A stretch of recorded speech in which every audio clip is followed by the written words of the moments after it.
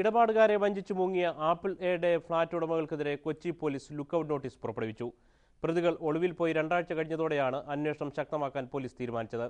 ഇതിനിടെ പണം നഷ്ടപ്പെട്ട കൂടുതൽ പേർ പരാതിയുമായി രംഗത്തെത്തി.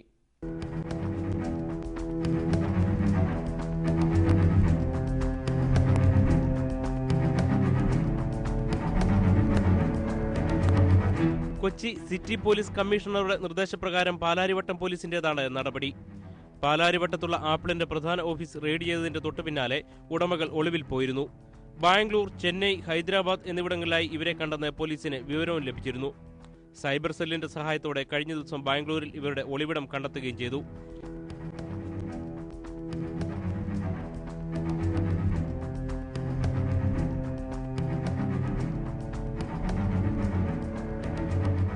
എന്നാൽ പോലീസ് കൊച്ചിയിൽ നിന്ന് പുറപ്പെടും മുൻപ് തന്നെ ഇവർ താവളം മാറ്റി.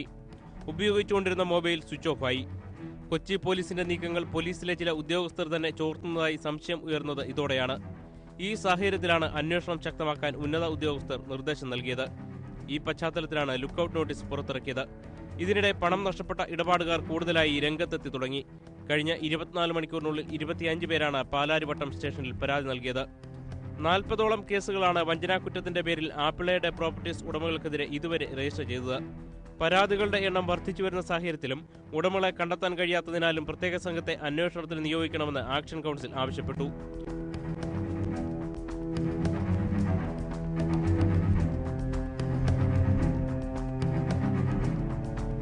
മനോരമ ന്യൂസ്